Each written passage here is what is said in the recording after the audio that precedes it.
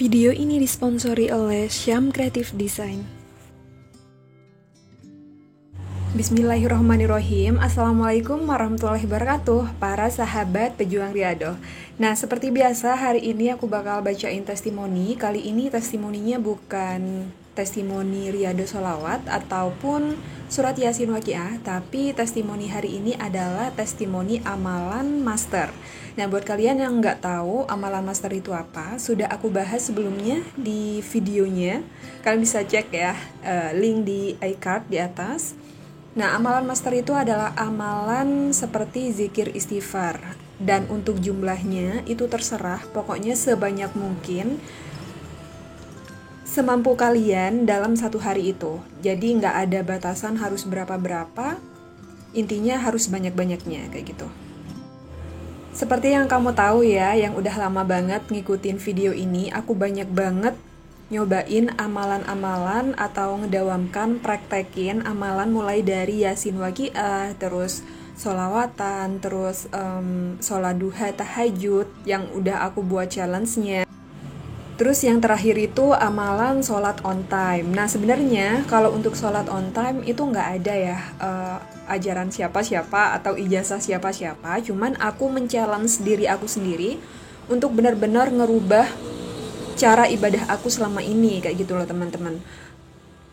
Daripada kita ikut-ikutan challenge yang nggak jelas, yang nggak berfaedah, yang nggak membawa pengaruh baik buat kita, kenapa nggak kita men-challenge diri kita ini dengan ibadah kayak gitu. Nah, bener banget. Dari awal aku udah nyobain Yasin Waqiah, terus aku tertantang kayak gitu ya, ikut challenge yang namanya sholawatan 1000 per hari. Setelah itu sholawatan Sajaratul Nuqud dan seterusnya. Ternyata bener ya pepatah, sekali kita melakukan satu kebaikan, maka kebaikan lain akan ikut juga kayak gitu. Testimoni kali ini datang dari Kak Arli dari Jombang. Nah, beliau ini sempat bercerita terlilit hutang 61.250.000. Tentu ini hutang riba ya. Yang tentunya dengan hutang-hutang tersebut beliau ini sempat bingung gimana cara ngelunasinya. Akhirnya beliau memutuskan untuk menjual rumahnya. Dan saat proses menjual rumah tersebut, beliau dapat saran dari salah satu orang untuk mengamalkan yang namanya sholawat dan amalan master. Amalan master ini adalah istighfar ya. Dan benar ternyata ketika proses penjualan rumahnya tersebut, yang awalnya niatnya mau jual rumah, akhirnya nggak jadi karena ada satu keajaiban yang membuat hutang-hutang Kak Arli ini lunas kayak gitu. Seperti apa ceritanya, kita langsung aja baca testimoninya. Bismillahirrahmanirrahim. Waktu saya terlilit hutang riba sampai bengkak jadi 61.250.000 itu ada yang kasih saran saya untuk baca istighfar sesering mungkin dan baca sholawat setiap hari, jangan sampai lupa sehari pun.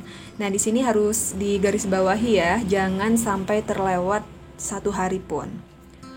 Kemudian saya lakukan setiap hari, bahkan sambil kerja pun saya selalu membaca istighfar dan sholawat. Ternyata benar, saya dapat keajaiban, hutang saya ada yang lunasi.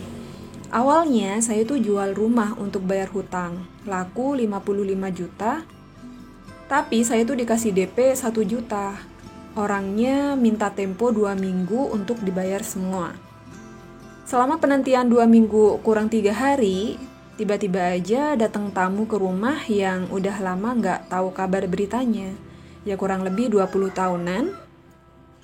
Terus saya cerita kalau rumah saya mau saya jual untuk bayar hutang. Akhirnya saya dan suami diajak ke rumah yang beli rumah saya untuk menggagalkan transaksinya. Dan alhamdulillahnya orang yang mau beli tadi setuju untuk membatalkan transaksi dan uang DP-nya itu dikembalikan. Hutang saya dilunasi tamu saya. Alhamdulillah, kuasa Allah Subhanahu wa Ta'ala. Ini nih yang disebut dengan Allah tuh punya segala cara yang unik ya untuk menolong hambanya. Kalau udah amalan kita tuh benar-benar nyampe ke Allah.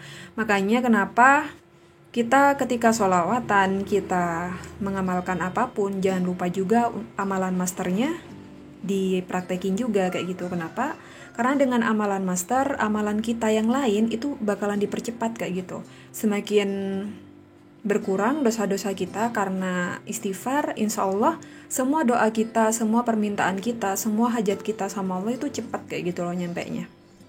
Karena bisa jadi doa-doa yang belum terkabul sampai saat ini itu terhalang karena dosa-dosa kita. Makanya kita butuh yang namanya istighfar. Dan yang namanya pertolongan Allah itu nggak ada yang hoax ya. Seperti yang aku bahas kemarin. Semuanya itu udah diatur sedemikian rupa dan benar-benar lembut kayak gitu. Nggak yang tiba-tiba begini, enggak. Itu ada prosesnya dan jalannya tuh nggak pernah kita sangka sebelumnya kayak gitu. Nah, seperti testimoni dari Kak Arli ini ya, tiba-tiba aja kedatangan tamu yang hampir 20 tahun udah nggak pernah ketemu tiba-tiba ke rumah. Nah, kalau nggak atas kuasa Allah, nggak mungkin Allah menggerakkan seorang tamu yang udah nggak pernah ketemu 20 tahun untuk ke rumahnya Kak Arli ini kayak gitu. Semua itu karena ya amalannya Kak Arli ini, sholawat dan istighfar tadi.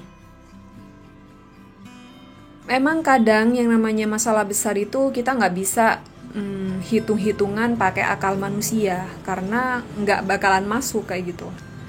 Yang kita butuhkan ya satu, hanya pertolongan Allah. Kalau kamu udah ngerasa nggak bisa ngatasin masalah kamu, ya udah kamu balik lagi aja sama Allah, curhat sama Allah, minta sama Allah, dekati Allah dengan amalan-amalan ibadah kamu. Kalau kamu masih merasa songong, egois, aku merasa bisa, lama-lama kamu bakalan stres sendiri. Karena ya yang bisa memecahkan persoalan kamu, masalahmu ya hanya Allah. Ujian datang itu dari Allah, maka mintalah solusi sama Allah juga. Pernah nggak sih kalian ada di posisi dimana kalian sudah benar-benar yakin punya bakat atau skill yang mumpuni, yang benar-benar bagus lah istilahnya, tapi kenapa saat kalian mau cari kerjaan, kalian tuh ngerasa nggak ada solusi, nggak ada jalan mau kerja gimana, padahal kalian punya bakat loh, punya kelebihan yang udah kalian miliki kayak gitu, seakan-akan jalan kalian tuh ditutup, seakan-akan kalian itu kesana jalan buntu, kesini jalan buntu, ke depan kena, ke belakang kena kayak gitu. Itu karena kalian lupa. Kalian berusaha menanggung masalah kalian sendiri. Kalian lupa punya Allah. Dan kamu terlalu tergantung sama kamu sendiri. Ya, bakat kamu sendiri kayak gitu. Padahal kita nggak boleh kan menggantungkan sesuatu sama orang lain, bahkan sama kita sendiri. Kita hanya bisa bergantung sama Allah.